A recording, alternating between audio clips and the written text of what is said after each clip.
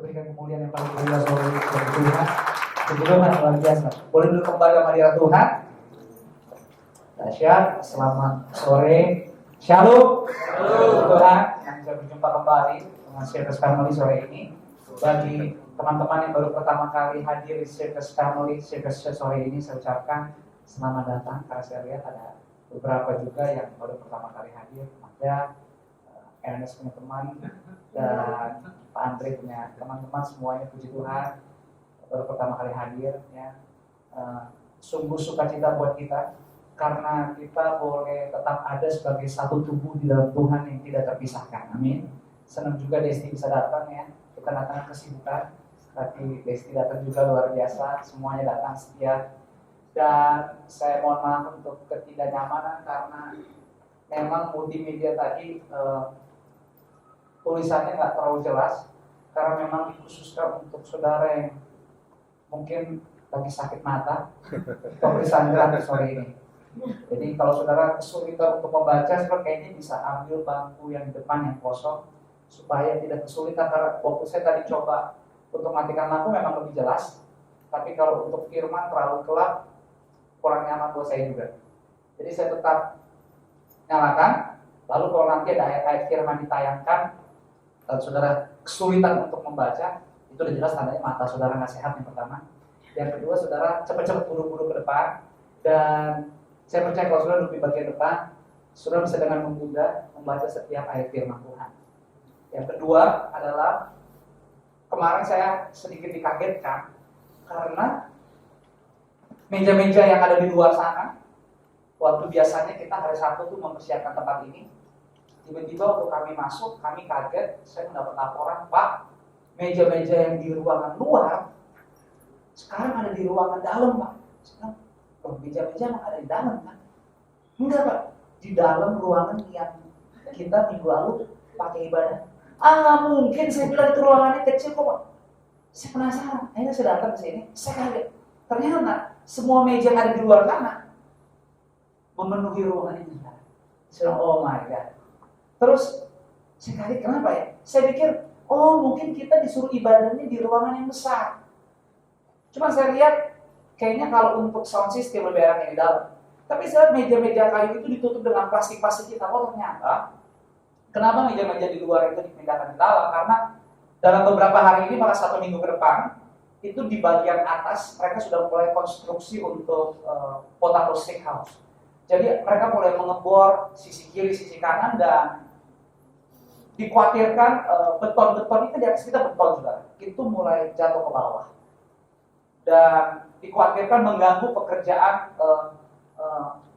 company admin yang ada di luar, sehingga meja dimasukkan dan mereka kerja di sini. Tetapi saya pikir, wah, kayaknya nggak nyaman juga kalau di luar. Jadi puji Tuhan, kemarin saya dengan beberapa pekerja disertai beberapa malaikat mengeluarkan meja-meja besi, dan beberapa malaikat sudah di luar untuk membantu lagi malam ini memindahkan lagi dari luar sana ke dalam. Tapi itulah keindahan gereja. Nggak ada yang pasti. Ngomong-ngomong, saya pikir, gawat. Saya cepat-cepat telepon PNI, saya bilang, tanggal 23 sih gue rencananya bikin apa. Cuman kalau kondisi ruangan kayak gini, agak-agak sedikit khawatir juga. Tapi lagi, itulah gereja. Gereja itu nggak selalu bicara tentang kepastian. Tapi barang siapa bersandar, percaya kepada Yesus, Yesus selalu buka jalan. Kemarin saya melihat ruangan ini, wah kayaknya nggak mungkin untuk ibadah. Tapi puji Tuhan, sore ini bisa. Saya lihat tadi masuk, saya kaget ada kontainer di luar, mulai ngangkat-ngangkat meja kayu. Sukacita juga sih saya waktu melihat meja-meja diangkat. Saya katakan, oh, ini diangkat, iya Pak, ini mulai diangkat meja-meja. Wah puji Tuhan, jadi depan lebih kosong. Dan ternyata apa yang dikerjakan itu hanya temporer di 2 minggu terakhir. Dan salah satu tantangan terbesar buat saya juga di sini adalah bagaimana menyediakan saudara toilet yang tidak horor. Ya. Oh, haleluya. Karena saya percaya toilet di belakang sini bisa dibuat sebuah film layar lebar baru. Ya kan? Ya kan? Cukup horor memang. Tapi biasa karena ini Fairground ini emang semuanya gak ada yang pasti. Jadi kalau kita bicara soal perbaikan semuanya mulai lempar kiri, mulai lempar kanan. Jadi emang mesti ada yang terbeban. Jadi saya udah mulai terbeban juga untuk membereskan toilet ini. Jadi doakan minggu ini toilet jadi bereskan, saudara. Karena saya tahu saudara pasti gak nyaman. Saya udah siapin pewangi ruangan, tisu dan lain-lain. Semuanya bagus, ember yang mana? Klosetnya nyerobit. Jadi, tapi saudara itulah keindahan di Fairground sini, saudara. Memang konsepnya dari awal tuh serba kuno, semua vintage. Ya, jadi 50-an, 70-an. Ya, jadi suasana-suasana kalau saudara. Kalau tadi sedikit kerai di sisi kiri kita dibuka, menyenangkan, jungle view. Tapi kalau udah mulai maghrib gini, saudara, mulai menyeramkan juga sih. Tapi saya percaya nggak ada yang kebetulan, saudara. Di dalam Tuhan nggak ada yang kebetulan. Keluarga kita, Circus Family ini nggak ada yang kebetulan. Bahkan kita boleh berjalan dalam akhir tahun perjalanan hidup kita. Banyak sekali yang terjadi. Kemarin saya dipercayakan untuk memimpin sebuah perayaan Natal BFCI, Bikers for Christ Indonesia. Wah, saya bilang kacau. Bikers for Christ Indonesia. Saya pikir Bikers for Christ Indonesia itu temanya. Pas saya datang saya kaget karena semuanya pada pakai jaket, label belakangnya semuanya Bikers for Christ Indonesia. Jadi saya pikir kan, oh ini mungkin tema Natalnya gitu. Wah, Bikers for Christ Indonesia. Tapi pas saya juga sempat naik motor juga, saya pikir wah saya diundang kalau nggak naik motor kurang seru juga nih. Jadi saya pakai motor, ya berdoa nggak hujan. Dan luar biasa, saudara, kemarin itu seharian nggak hujan yang dahsyat. Begitu saya sampai rumah, hujan. Itu kalau sampai kemarin hujan teman-teman motor sedih banget. Jadi saya udah ketawa sendiri. Kenapa? Karena saya di rumah, saya bangun tuh jam 4:30 saya keluar, saya lewat Kuningan. Karena mau ke Pato Patani, Immanuel dan lain-lain. Pas saya sampai di Kuningan, saya benar-benar di belakang motor-motor wah, saya harus bilang wah. Rombongan ada motor gede, tapi belakangnya, wah ini motor tim alay banget nih, sangar banget, rame banget saudara padet. Begitu lewatnya sampai namanya saya kaget. Kenapa? Rombongnya semuanya tulisannya Bikers for Christ Indonesia. Wah, dia nggak tahu pengkhotbahnya di kirinya nih saya pikir. Ini perayaan Natal atau geng motor saya pikir. Pas saya sampai sana saya kaget. Ternyata Bikers for Christ Indonesia itu bukan hanya untuk motor gede. Jadi Scorpio, Yamaha apalah, Honda apalah, dari daerah-daerah itu ngumpul. Saudara, itu kemarin motor itu sampai ada 400. Waduh, macet total kota, saudara. Saya bilang wah gawat. Saya bilang sadis juga nih. Udah gitu bener-bener Natalnya itu proper Natal, saudara. Jadi nggak salah-salah. Saya pikir wah pasti anak motor bikin apa salah lah. Sampai ada video, apa ada fotonya. Sebenarnya bikin habis. Ada foto buat belakangnya dia banner Biker Podcast Indonesia. Jadi para bikers habis turun dari motor foto-foto dulu. Habis nih orang-orang tatoan semuanya, tapi nyembah Yesusnya benar-benar nyembah Yesus. Saya pikir ini paling juga nggak terlalu serius lah. Dari lagu pertama sampai lagu selesai itu nyembah Yesusnya luar biasa. Dan privilege buat saya. Dalam hati saya, karena pekerjaan saya kan emang ngobrol-ngobrol begini. Jadi waktu saya dapat kesempatan ngobrol-ngobrol sama mereka itu dalam hati senang banget. Juga. Karena ini baru pertama kali mereka bikin acara anak-anak motor yang Nasrani bikin Natal bareng. Dan puji Tuhan, Tuhan berkati acara berjalan lancar. Itulah kehidupan. Kadang-kadang saya melewati banyak hidup saya pribadi juga nggak mudah. Tapi kejadian kayak kemarin itu menjadi apa ya? Hadiah dan hiburan. Puji Tuhan cuaca aja nggak hujan tuh sampai rumah tuh. Aduh Tuhan hebat banget deh. Hebat banget loh. Semuanya udah bubar. Baru hujan. Gak apa-apa deh kalau udah bubar hujan. Tapi kalau pas perjalanan kemarin hujan, kesian juga. Tapi Tuhan selalu tahu bagaimana bisa menyenangkan hidup kita. Tuhan gak pernah salah dengan bagaimana caranya dia menyuarakan suara bahwa kitalah yang dikasihinya. kekecewaan, kemarahan, hal-hal yang gak menyenangkan.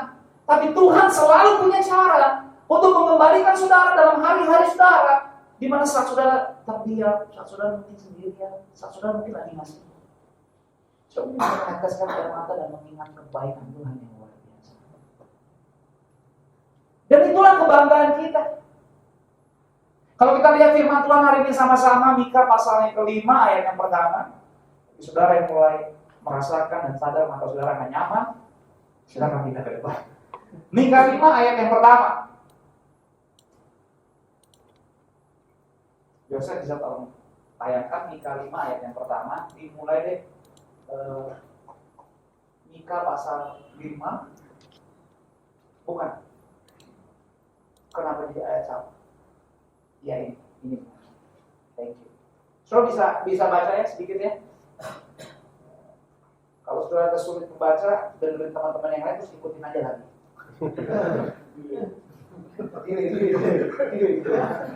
Boleh juga sih, mumpung lagi di syuting sama klub kayak begini, nanti teman-teman yang nonton juga boleh tahu bahwa oh ternyata ada ibadah sistemnya delay. Baru pertama kali juga di Indonesia sistem delay. Firman Tuhan kita baca sama-sama, demikian bunyinya 1, 2, 3. Tetapi engkau, hai Bethlehem Efrata, hai yang terkecil di antara kaum-kaum Yehuda, daripadamu akan bangkit bagiku seorang yang akan memerintah Israel, yang permulaannya sudah sejak purbakala, sejak dahulu kala. Saudara, ini adalah sebuah seruan, ini adalah nubuatan jauh sebelum Yesus lahir. Hari ini, minggu ini kita gereja Tuhan di seluruh dunia mempersiapkan perjalanan Natal. Natal yang bukan hanya bicara lagi tentang bayi Yesus Natal, tapi bicara tentang bayi Yesus, perjalanan Yesus seutuhnya 33 tahun dan pengorbanannya di kayu salib. Itulah Natal yang sesungguhnya. Setuju katakan amin. Tetapi sebelum itu semua terjadi, ternyata ada seruan, ada suara, ada nubuatan. Bagi mereka yang ada saat itu, saudara, seruan seperti ini memberikan kekuatan dan pengharapan. Amin. Dan firman berkata, hai Bethlehem, hai yang terkecil di antara kaum-kaum Yehuda, daripadamu akan bangkit. Saudara, kalau ada sebuah seruan tentang kata bangkit atau kebangkitan, seruan suara ini selalu disertai dengan yang namanya semangat. Dan semangat selalu adalah berita baik buat setiap orang, siapapun dia namanya. Spirit semangat selalu hal yang baik buat kita. Ada 28 orang tua dan khususnya 20 ibu dari anak-anak yang sedang berkabung, di mana mereka harus mendengar berita bukan lagi menyesatkan. Berita menyakitkan di mana anak-anak mereka terbunuh, dieksekusi oleh Adam Lanza umur 20 tahun. Waktu lagi ngobrol sama mamanya di meja makan, nggak tahu karena satu dan lain hal, dia menembak mati mamanya di meja makan. Yang adalah seorang guru, dan dia pergi ke sekolah di mana mamanya bertugas. Dan dia masuk dalam sekolah itu 2 hari yang lalu, jam 9.30 pagi. Dia membawa 3 pucuk senjata, M4, 6 hour dan Glock, menembakkan kurang lebih 100 peluru. 28 orang meninggal, dan 20 dari 28 adalah anak-anak primary yang umurnya 5 sampai 10 tahun. Dan mereka mulai berteriak ketakutan dan panik dengan suara yang kencang karena ada raksasa itu membawa speaker untuk suara di seluruh sekolah. Dan dari suara teriakan yang distensi ketakutan, suara itu mulai berkurang, mulai hilang satu demi satu sampai suara yang terakhir. Kenapa hilang? Karena mereka ditembak, dieksekusi dari jarak dekat. Kesedihan, duka cita.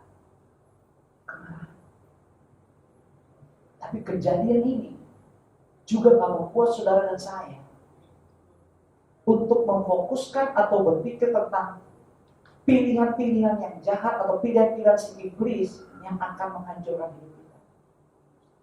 Kejadian ini tidak membuat kita hanya untuk berpikir bahwa apa yang iblis lakukan kepada kita, no. Tapi Mika 5:1 katakan, no, karena jauh bagi kita. Dan sore ini saudara dan saya bukanlah pribadi yang tidak bertuhan. Tapi kebanggaan kita datang sore ini karena ada sebuah seruan yang Mika 5:1 katakan, sudah ada seruan yang belum ada. Tetapi sore ini kita datang sebagai sebuah perjalanan karena seruan itu menjadi sebuah kenyataan. Karena seruan itu bicara tentang seorang yang akan bangkit, yang permulaannya sudah sejak purbakala ada, dan dialah Yesus Tuhan. Dan tidak ada hal yang membanggakan dan memberi kita kepastian dalam rohani untuk duduk dan beribadah selain pujian tadi katakan kita memuji dan menyembah Dia, bahwa kita bangga punya pengharapan di dalam Dia. Iblis gak punya daya kreativitas apapun untuk menghancurkan saudara, tapi dia punya banyak cara untuk membohongi saudara, untuk membuat saudara terkecoh, dan akhirnya kita tidak hidup dalam seruannya. Saudara, Yesus datang untuk membawa kebangkitan. Yang setuju katakan amin. Kebangkitan bicara tentang kemenangan. Duka cita simpati yang terjadi di Amerika, saudara. Kita nggak lagi bicara tentang dosa apa yang dialami oleh anak-anak itu. Nggak sama sekali, ataupun dosa orang tuanya. No way. Tapi memang itulah kehidupan. Hal yang sama Alkitab katakan dalam Yosua 1:8 katakan, renungi Taurat Tuhan siang malam. Bukan hanya sekedar untuk kita bisa berhasil, bukan hanya kita bisa mengalami berkat-berkat Tuhan, tetapi yang lebih utama kenapa kita harus bisa merenungi firman, bahkan bisa beribadah seperti sore hari ini, dan tujuannya sederhana supaya kita bisa selalu hidup hati-hati. Karena Yesus datang membawa kebangkitan. Bukan hanya kebangkitan yang diserukan, bukan hanya tentang suara, dikatakan, hai, Bethlehem, Efratah, enggak. Tapi kebangkitan, seruan itu menjadi sebuah kenyataan di mana Yesus datang ke dalam dunia. Dan yang paling hebat, Yesus bukan datang hanya untuk sebuah misi perjalanan di bumi, tapi perjalanan sampai dia berkorban di atas kayu salib, yaitu bicara tentang kematian. Itulah kenapa di akhir tahun ini kita sebagai Circus Family diingatkan, disadarkan kembali tentang kebangkitan yang Dia izinkan melalui anak yang tunggal Yesus Kristus, supaya kita bukan hanya sekedar bernyanyi untuk memanggil namanya Yesus, bukan hanya supaya mulut kita mengikuti kata-kata pujian yang ada di depan, tapi tentang bagaimana kita bisa sungguh-sungguh menghidupi kebangkitan itu melalui perjalanan hidup kita masing-masing. Ada amin. Raben akan ke New York lusa hari ini, cultural Christmas di Avenue, JC habis. Cocok dengan panggilan ini. Tetapi kita juga berdoa untuk Raben supaya perjalanan di Pura ini bukan hanya menjadi perjalanan di mana Raben beribadah menyembah Yesus sekarang, tetapi yang terutama adalah bagaimana kita berdoa supaya Raben punya perjalanan pengalaman liburan ke Amerika, itu sama yang terdiri dengan siapa, tapi kita berdoa kita hidup melalui hidupnya selama holiday di sana, nama Tuhan dipermuliakan. Dan itu kebanggaan kita. Di tempat ini kita hanya sebentar, puji Tuhan kita bisa berjumpa, tetapi ada kebangkitan yang Tuhan beri di hidup saudara dan saya masing-masing. Dan Natal selalu bicara tentang seruan. Seruan yang menjadi kenyataan, bukan berdiam. Itu sebabnya silence in relationship can be a violent weapon. Sebuah hubungan yang tanpa komunikasi atau hanya terus berdiam bisa menjadi senjata yang mematikan. Adam Lancer 20 years old, 20 tahun umurnya, dikatakan oleh teman-teman, oleh gurunya bahkan dia adalah anak yang jenius. Saya lupa beberapa waktu lalu juga terjadi penembakan yang dilakukan oleh orang muda di Amerika, dan ternyata dia juga orang yang ini yang jadi siapa namanya? Joker. Dan ternyata dia jenius banget. Memang banyak anak-anak jenius itu banyak diem, saudara. Di sirkus diajarkan siapapun saudara, pintar atau jenius, jangan diem-diem, bahaya. Makanya di sini semua dilatih apa? Ayo melayani. Kalau saudara sulit ngomong, udah belajar ngomong culture aja. Culture aja itu bahasa general untuk semua, bahasa keselamatan. Tapi saya nggak mau bahasa keselamatan itu. Lucunya apa? Minggu ini saya ketemu 4 orang yang menurut saya nggak culture sih. Tapi dia ngomong gini, ih asik juga ya ngomong culture ya. Culture apa sih Pastor? Saya bilang culture keren. Wah culture ya enaknya ngomongnya culture. Saya sampai ketawa-tawa. Saya ini bahasa keselamatan, bahasa pemulihan. Semua orang mulai suka culture. Ada saya juga lucu gitu. Ada orang-orang yang kelihatannya gimana gitu, dia ngomong wah Pastor culture. Dia jadi ngomong culture juga lagi. Tapi itulah bahasa apa namanya, bahasa keselamatan. Jadi hidup kita nggak berdiam. Hai Bethlehem Efrata bukan hanya sekedar seruan, tapi kenyataan. Itulah Natal yang kita rayakan. Kita bicara tentang Yesus. Kalau kita bicara tentang Yesus, kita bicara tentang suaranya. Kita bicara tentang seruannya. Dan kalau kita bicara tentang suara atau seruan Yesus, artinya kita sedang bicara tentang firman Allah. Yang setuju katakan. Injil Yohanes pasal yang pertama ayat 1-3 berkata apa? Kita baca sama-sama. Thank you, Sir. Yohanes 1 ayat 1-3 kita akan baca sama-sama 1, 2, 3. Pada mulanya adalah firman. Firman itu bersama-sama dengan Allah dan firman itu adalah Allah. Ayat 2. Ia pada mulanya bersama-sama dengan Allah, dan ayat yang ketiga adalah dikatakan segala sesuatu dijadikan oleh Dia dan tanpa Dia tidak ada sesuatu pun yang telah jadi dari segala yang telah. Saudara, ayat ini begitu sederhana, begitu jelas. Bukan hanya berkata bahwa Yesus adalah firman Allah, tetapi hal yang sama bahwa tidak ada hal yang bisa terjadi di hidup kita selama kita hidup dan bernafas dalam kehendak Tuhan selain hidup kita selalu harus ada dalam firman Allah. Karena firman ini berkata segala sesuatu yang tidak ada dijadikan menjadi ada oleh karena apa? Firman. Kalau nggak tidak akan pernah ada yang ada. Sebab tadi Putri berkata kepada Raben, Ben, ajak gue dong ke New York. Keren banget sih liburannya ke New York. Raben menjawab, berkat Tuhan. Berkat Tuhan. Itu orang gak males nanya lagi yang mana. Kalau jawabannya udah berkat Tuhan, berkat Tuhan bisa datang dari mana? Berkat Tuhan. Artinya dia percaya kalau bukan Tuhan tidak mungkin saya berangkat. Nah dia juga sebentar lagi Judennya 2012. Angkanya berkat Tuhan. Bahkan Ernest dengan bangga duduk paling depan. Kancing sampai atas. Pukulan drum yang luar biasa. Bukan hanya untuk tentang saudara, tapi katanya berkat Tuhan lewat Magda. Lain. Itu dia duduk di bangku juga kayaknya nggak kelihatan duduk. Sudah berkat Tuhan. Berkat Tuhan. Kita ada hari ini karena berkat Tuhan. Dan tidak ada lagi kebanggaan Tuhan melihat saudara dan saya. Untuk saudara dan saya selalu bisa ada di firman. Ada di dalam Dia. Kalau saudara lihat firman Tuhan dalam Ibrani 12 ayat yang ke-25. Ibrani 12 ayat yang ke-25.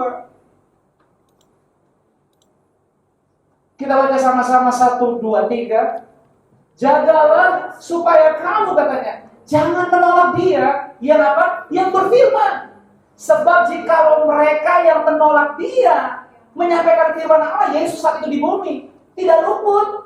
Apalagi kita, jika kita berpaling dari Dia yang berbicara dari. Saudara, kalau sore ini kita punya kesempatan untuk baca ayat ini artinya Tuhan Yesus sayang kita luar biasa. Ini ayat jangan saudara anggap menjadi peringatan yang menyenangkan, tidak sama sekali. Ayat ini ajakan justru untuk kita mendengarnya. Barang siapa bisa mendengarnya. Ini bukan hanya tentang firman pedang bermata dua, tapi kalau kita mendengar suara Tuhan, di saat itulah Tuhan sedang melayani kita. Saya bisa tidak sempurna, yang lain melayani punya kekurangan, tapi kalau Yesus yang melayani sendiri, pasti sempurna. Nggak satu orang pun pulang kita sama seperti waktu datang. semua mengalami berkatnya. Bahkan dikatakan, jangan sampai, jangan menolak. Karena pada ayat yang ke-26-nya dikatakan demikian. Kenapa? Karena ada sesuatu yang penting bahkan di kejadian kemarin dikatakan demikian. 1, 2, 3. Waktu itu apa? Suaranya menggoncangkan bumi. Tetapi sekarang ia memberikan apa? Janji. Satu kali lagi aku akan menggoncangkan bukan hanya bumi saja, melainkan apa? Langit juga. So ini sebuah hal yang perlu kita ketahui dengan nyata. Makanya ini bukan hal yang menyenangkan, ini bukan berita yang menakutkan, tapi kita justru mendapat pengetahuan. Katakan sama-sama, pengetahuan. Katakan pada kiri kanan, pengetahuan Tuhan selalu baik. Pengetahuan Tuhan selalu baik. Selalu beri kita kehidupan. Dan dia kata, aku berjanji, bukan satu kali lagi aku akan menggoncang bukan hanya bumi tapi langit juga. Artinya bisa ada kejadian seperti di Amerika. Bisa terjadi. Saudara mau buat nanti peraturan tentang hukum senjata di Amerika diatur gimana pun juga, ada yang memberi jaminan kok. Banyak event di negara kita sendiri kejadian-kejadian yang nggak disangka terjadi. Siapa yang nyangka Pak Rusitompo yang selama ini selalu bela Partai Demokrat, tiba-tiba kesian kemarin datang ke silaturahmi di Sentul diusir. Siapa yang nyangka? Banyak hal bisa terjadi. Sedih loh saudara, diusir. Nggak enak banget, tapi itu hidup. Itu hidup. Ada banyak kejadian yang mungkin, wah kita tadinya nggak sangka bisa terjadi. Bisa.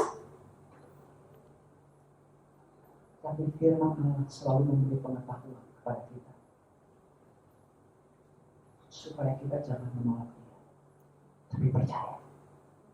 Karena kita berkata, jikalau engkau percaya, tidak ada yang mustahil. Amin. Kelihatannya sepele. Ada banyak kejadian. Oh saudara, ada banyak kesusahan.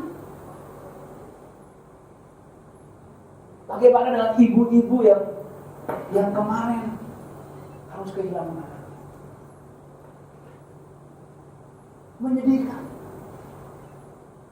Tetapi ayat yang ke-27 dikatakan demikian. Sama-sama kita baca 1, 2, 3. Ungkapan satu kali lagi menunjuk kepada apa?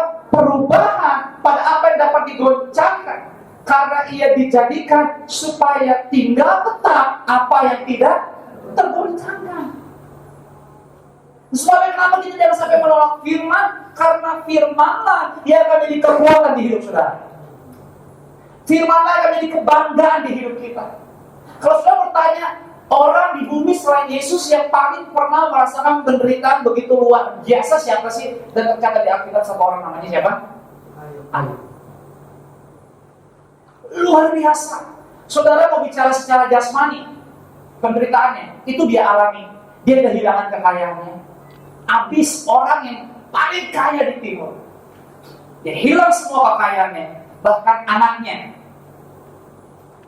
Bukan hanya anaknya, tetapi juga kesehatannya. Bukannya itu sebuah musibah yang lengkap. Kalau bicara tentang sosial, dia mengalami penderitaan. Sahabat-sahabat keluarganya mulai meninggalkan dia. Dia mulai diasingkan. Secara rohani dia mengalami penderitaan karena dia merasa Tuhan meninggalkan dia. Wah, dia merasa hidupnya di jurang yang paling bawah. Dia hampir menyerah. Dia ingin mati. Ayub 27 ayat 2 katakan. Ayub 27 pada ayat yang kedua. Dia udah nyerah. Dia berkata, demi Allah yang hidup, yang tidak memberi keadilan kepadaku, dan demi yang Maha Kuasa yang memberikan hatiku. Saudara, apakah Ayub layak untuk berkata ini? Yes. Hidupnya parah menderitanya. Susah banget. Tapi ada kebanggaan Tuhan sendiri waktu melihat Ayub. Di saat istri berkata, tinggalkan Tuhan yang kamu sembah. Dia kacau, dia gak bela kamu. Tapi Ayub berkata, hei, apa yang kamu bicarakan? Apakah kamu hanya mau menerima yang baik tapi tidak mau menerima yang tidak dari dia? Ayub bukan hanya percaya kepada Tuhan melalui mulut, Tapi saya ingat cuplikan tadi, video klip di awal tadi. Saudara ingat nggak klip di awal tadi itu apa? Be still. Kalau saudara tinggal bertakwa. Di situ dikatakan tadi, apa yang akan kamu dapatkan? Dia datang untuk menyelamatkan kamu. Dia datang untuk memulihkan kamu. Dia datang untuk menyembuhkan kamu. Be still, jangan goyah, jangan bimbang, jangan ragu. Ayub mengalami kesusahan. Sampai Ayub 7 ayat 11 katakan, yang luar biasa dari Ayub adalah waktu dia mengalami ini semua. Ayub 7 ayat 11 dikatakan demikian. Ayub yang pasal yang ke-7 ayat ke-11. Sama-sama kita baca 1, 2, 3. Oleh sebab itu, aku pun tidak akan menahan mulutku. Aku akan berbicara dalam kesesakan jiwaku, mengeluh dalam kepedihan. Ayub nggak berdiam. Ayub mulai bersuara. Ayub mulai melakukan sesuatu, mulai menyuarakan seruan. Dia mulai berkomunikasi. Dia mulai berbicara kepada Tuhan. Dengan keberadaan dan kejujuran ini, dia bawa seluruh hidupnya kepada Tuhan. Dan ini yang perlu kita lakukan di akhir tahun ini. Jangan menolak firman-Nya, tetapi datang berseru, suarakan suara kehidupan kita kepada Tuhan. Karena Dia Tuhan yang mendengar. Yang setuju katakan amin. Dia berkata, datanglah kepadaku yang letih sudah beban berat, sebab aku akan memberikan kelegaan kepadamu. Dan apa yang terjadi? Ayub 42 ayat yang ke-8. Kita akan lihat sekarang ayat 42 ayat ke-8 dikatakan begini. Sama-sama kita baca 1, 2, 3. Oleh sebab itu, ambillah 7 ekor lembu jantan dan 7 ekor domba jantan, dan pergilah kepada hambaku Ayub. Lalu persembahkanlah semuanya itu sebagai apa? Korban bakar untuk dirimu. Dan baiklah hambaku Ayub meminta doa untuk kamu, karena hanya permintaannya lah yang akan apa? Wow, dahsyat. Supaya aku tidak melakukan aniaya terhadap kamu, sebab kamu tidak berkata benar tentang aku seperti hambaku apa? Sudah, kebangkitan bukan hanya bicara tentang hidup kita. Tapi kalau kita bicara tentang kebangkitan, kita akan memiliki hidup yang seperti Ayub, di mana Tuhan mengizinkan orang lain mengalami berkat Tuhan, berkat surga melalui hidupnya. Dan itu kebanggaan kita. Itu kebanggaan, sukacita hidup kita dalam Tuhan, karena kita bukan lagi ragu, kita bukan lagi khawatir, kita bukan lagi hidup dalam ketakutan, karena kita tahu persis tongkat dan dada Tuhan pasti tidak pernah gagal menyertai kita. Justru kebanggaan kita adalah bagaimana waktu kita melewati hari-hari, bahkan menutup tahun ini, ada aja berkat Tuhan mengalir melalui hidup kita untuk orang lain. Ada aja kasih sayang Tuhan yang Tuhan ingin berikan buat seseorang, tapi lewat hidup kita. Ada aja perhatian yang Tuhan ingin nyatakan buat seseorang, mungkin orang yang dekat, atau orang yang kenal, atau orang yang sudah lama nggak ketemu, tapi diizinkan orang itu mendapat perhatian Tuhan melalui hidup kita. Itu kebanggaan kita. Itulah kenapa firman katakan jangan tolak. Makanya firman katakan kesusahan pasti ada, goncangan pasti ada, tapi aku telah beritahu kamu supaya kamu be still. Be still, be organic, be genuine, benar-benar alami, natural. Still, kita nggak ikut perubahan apapun, tapi kita ikut perubahan dalam kebenaran Tuhan. Bukan tentang kita lagi, tentang Dia. Ayat terakhir hari ini, Ibrani 12 ayat 24. Kembali ke Ibrani 12 ayat 24. Kita baca sama-sama Ibrani 12 ayat 24. 1, 2, 3. Dan kepada Yesus pengantara perjanjian baru, dan kepada darah pemercikan yang berbicara lebih kuat daripada siapa? Kenapa darah Habel? Kalau saudara tahu Habel dibunuh oleh siapa? Saudara sendiri, Kain. Dan waktu Kejadian 4 ayat 8-11 dikatakan, waktu Kain membunuh Habel, darah Habel menjerit-jerit kemarahan, dendam kepada Tuhan. Tapi darah Yesus juga tercurah seperti darah Habel. Tapi darah Yesus tidak menyuarakan suara kebencian, dendam, marah, dan kutuk. Tapi bilur-bilur darah Yesus menyuarakan suara kehidupan, pengampunan, kelepasan, pemulihan total, lawatan Allah, jamahan Tuhan, mujizat ilahi. Dan itulah kebanggaan kita. Kenapa kita bistil dalam Yesus? Karena Yesus darah yang tercurah buat kita. Tidak menyuarakan suara kemarahan, benci, kutuk, hinaan, sepele. Enggak. Tapi bicara darah menyuarakan kebangkitan. Dan puji Tuhan, malam ini kita beribadah karena kita ada dalam Tuhan Yesus. Dan Tuhan Yesus ada dalam kita. Kita dilingkupi oleh biur pemercikan darah Yesus. Dan itu yang kita rayakan setiap awal bulan dalam sakramen perjamuan kudus. Kita menyembahnya bukan hanya dalam roh, tetapi kebenaran. Bukan hanya bernyanyi tentang Yesus, tapi kebangkitan menjadi kenyataan. Bukan lagi soal kita, tapi sampai akhir tahun ini kita nggak menjerit tentang diri kita, tapi kita menjerit kepada Tuhan yang berkata, Tuhan, pakai hidupku untuk menjadi berkat bagi sesama. Menjadi berkat orang-orang kau cinta. Menjadi berkat dimanapun kau tempatkan aku berada. Sampai akhir kau itu aku tahu, even saya nggak sempurna, even saya ada kekurangan, ada pasti banyak doa yang saya lakukan, tapi Tuhan terima kasih saya seperti Ayub, saya mau. Karena Ayub tahu Tuhan tidak sedang melihat dia karena Tuhan benci dia atau marah, tapi dia tahu persis Tuhan menatap dia dalam penderitaan, tapi menatapnya dalam kasih. Makanya Ayub nggak terkecoh, dia nggak ikutin kata istrinya saat itu, nggak, dia percaya Tuhan. Bismillah. Akhir tahun ini, Bismillah.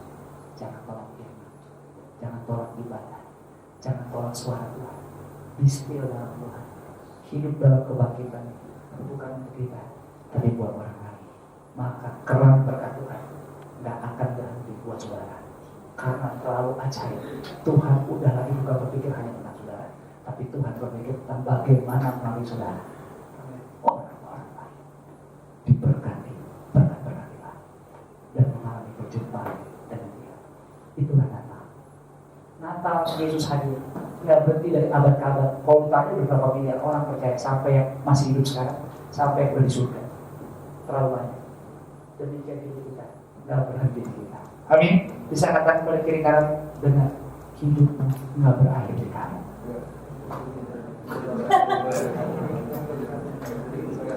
Jadi kita mau teriak apapun, kita mau teriak apapun, kita mau teriak apapun, hidup kita berakhir di Yesus. Jadi ada kekurangan, terimalah. Ada kelebihan, terimalah. Ya, ada pertanyaan, coba pahami dengan benar. Ada jawaban, coba mengerti dengan benar. Ada teguran, coba terima dengan kesabaran. Saudara perlu menegur, sampaikan dengan ketenangan.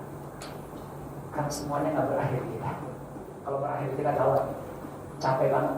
Nggak akan ada satu orang pun bisa tidur nyenyak, nggak ada. Stres, berat, depresi, dan stroke, ringan sampai stroke berat. Tapi hidup kita ada dalam Yesus, ada mengalir di dalam Yesus. Puji Tuhan. Tuhan berkati kita luar biasa. Nanti yang di depan nggak datang dong? Ada. Tapi doa kita menyertai. Raden sih nggak bisa dua pasti. Tapi bagi teman-teman yang nggak pergi kemana-mana di Jakarta, ikut Natal sama-sama aja. Ikut Natal sama-sama. Siapa yang pakai istri cepat aja. Semua ada waktunya. Berkat Tuhan selalu ada waktu. Yang penting be still. Tadi Abel bilang, Pak, kapan saya kayak Ernest Pak dapat pasangan katanya. Be still. Be still. Be still, Pak. Abai datang dulu terlambat terus. Tapi sekarang datang udah mulai tepat waktu. Itu langkah yang baik. Berkata belum. Be still, tenang. Jangan terkecoh. Aduh, jangan terkecoh deh. Semua ini nggak ada yang kekal. Percaya dengan yang kekal. Orang, saudara jangan jealous dengan orang, saudara jangan terpancing dengan kehancuran orang. Be still. Saudara adalah pribadi yang terbaik di dalam Tuhan.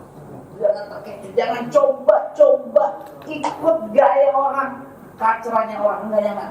Semua punya kehancuran masing-masing. Jangan buat saudara memikirkan, ia nggak perlu saudara pikirkan. Dengar baik. Makanya hidup ini kadang-kadang selon nggak boleh, tapi salon penting. Selon itu artinya apa ya? Bukan nekat, selon tuh kalau buat keputusan yang jelas keputusannya. Kalau mau baik-baik sekali ya. Kalau mau selon jangan tantang. Jadi jangan pernah terkecoh, jangan bimbang. Sebab kita katakan orang yang bimbang seperti gelombang laut yang diombang-ambingkan kian kemari orang. Orang yang berdua hati tidak akan pernah tenang dalam hidup. Orang yang demikian tidak akan pernah berkenan di hadapan Tuhan. Jadi be sure aja. Hari ini mantap, puji Tuhan. Esok hari dia coba dipikirin dulu. Persiapkan diri baik hari ini. Kesusahan hari ini cukup dulu hari ini. Besok ada kesusahan hari. Makanya hidup dalam Tuhan bisa membawa saudara hidup dalam kehati-hatian. Katakan hati-hati. Katakan pada kiri kanan, hidup kamu sangat baik, tapi masih suka kurang hati-hati.